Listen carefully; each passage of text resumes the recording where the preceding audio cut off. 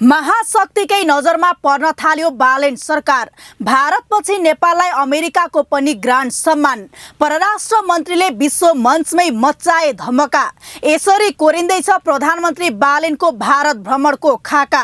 के मोदीसँग आँखामा आँखा जुदाएर लिपुलेक लिम्पियाधुरा फिर्ता माग्ने ऐतिहासिक हिम्मत देखाउँदैछन् बालेन। सोच्नुस् त, हिजोसम्म दिल्लीबाट बोलावट हुनासाथ कुनै गृह कार्य बिनै सुटकेस बोकेर दौडिने हाम्रा नेताहरूको परम्परालाई तोड्दै आज नेपालले भारतलाई सिधै भनिदिएको छ, पहिले हाम्रो शर्त र प्राथमिकता तय हुन्छ अनि मात्र प्रधानमन्त्रीको भ्रमण हुन्छ।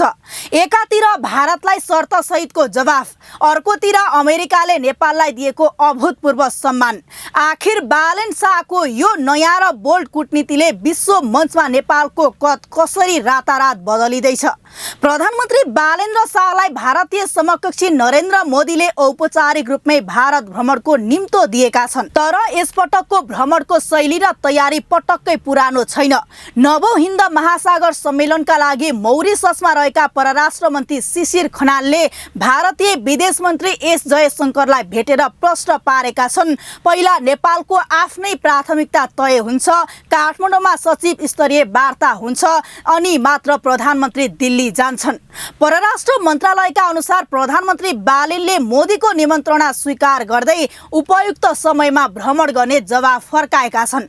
विदेश मन्त्री जयशंकरसँगको भेटमा मन्त्री खनालले सूचना प्रविधि र विकास परियोजनामा नेपालको अडान राखेपछि भारत नेपालकै समयसीमा कुरेर आफ्ना विदेश सचिवलाई काठमाडौँ पठाउन सहमत भएको छ। यता अमेरिकाको सान फ्रान्सिस्को शहरका मेयर ड्यानियल लुरीले अप्रिल 14 अर्थात् आगामी नेपाली नयाँ वर्ष 2083 लाई आधिकारिक रूपमै मान्यता दिने ऐतिहासिक घोषणा गरेका छन्। नयाँ सरकार बनेपछि महाशक्ति राष्ट्रहरूले नेपाललाई हेर्ने नजर र दिने प्राथमिकतामा अचानक ठूलो परिवर्तन आएको छ।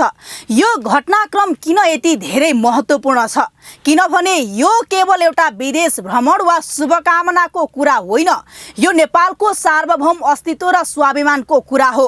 मौरिससको विश्व मञ्चबाट परराष्ट्र मन्त्री खनालले गर्जेर भनेका छन्, नेपाल अब कसैको छायामा बस्दैन। हिमालको हिउँ पग्लिँदा समुद्रको सतह बढ्ने प्राकृतिक नियमलाई औलाउँदै उनले साना देशको अधिकार कुल्चिने दिन सकिएको र विश्वको स्थिरतामा नेपालको पनि समान हक रहेको बलियो सन्देश दिएका छन्।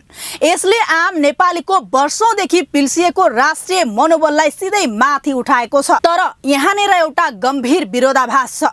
हिजोका दिनमा हाम्रा नेताहरू दिल्ली वा वाशिंटन जाँदा के माग्ने र के बुझाउने भन्ने त्रास जनतामा हुन्थ्यो। विदेश भ्रमणलाई सत्ता टिकाउने आशीर्वादका रूपमा मात्र हेरिन्थ्यो। तर आज जनस्तरबाटै सरकारलाई शर्त र खबरदारी गरिँदैछ। सांसद हर्क साङपाङले सार्वजनिक रूपमै प्रधानमन्त्रीलाई चुनौती दिँदै भनेका छन्, भ्रमण त गर्ने, तर महाकालीको अतिक्रमण र लिपुलेक लिम्पियाधुरा नाकामा नेपालको स्वीकृति बिना हुने भारतीय र चिनिया गतिविधि बन्द गराउने हिम्मत बालेनले राख्नुपर्छ। हिजो सत्ता जोगाउन राष्ट्रियता कमजोर बनाइन्थ्यो, आज राष्ट्रियता जोगाउन सत्ताले खुट्टा टेक्नुपर्ने जबरजस्त दबाव छ।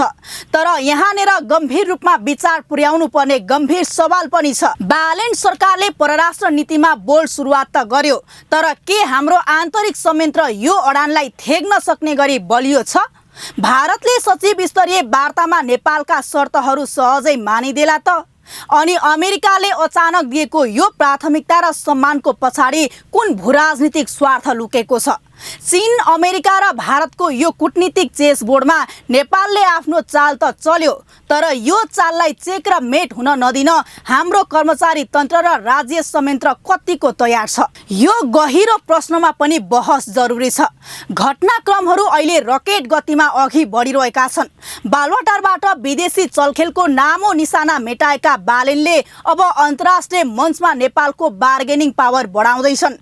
पश्चिम एसियाको द्वन्द्वले हाम्रो चुलो महँगिएको भन्दै विश्व शान्तिमा नेपालको सरोकार राख्ने परराष्ट्र मन्त्रीको अभिव्यक्तिले नेपाल अब रबर स्ट्याम्प होइन, एक्टिभ प्लेयर बन्न खोज्दैछ भन्ने प्रश्न पारेको छ। अब समग्र परिदृश्यलाई हेरौँ। हामी एउटा यस्तो युगमा प्रवेश गरेका छौँ जहाँ राज्यले पहिलो पटक हामी सार्वभौम हौँ भनेर खोक्रो भाषणबाट होइन, सिंहदरबारको एक्सन र विश्व मञ्चको अडानबाटै प्रमाणित गर्दैछ। अमेरिकाले सम्मान गर्नु र भारतले हाम्रो गृह कार्यलाई पर्खिनु पक्कै पनि सुखद हो, तर कूटनीतिमा स्थायी मित्र वा शत्रु हुँदैनन्, केवल स्थायी स्वार्थ मात्र हुन्छ। बालेन सरकारले विश्व सामु नेपालको शिर त पक्कै उच्चो बनाएको छ, तर अब हेर्नु छ सिंहदरबारको यो नयाँ कूटनीतिक उचाइले लिपुलेकको हिउँ पगाल्न सक्छ कि सक्दैन।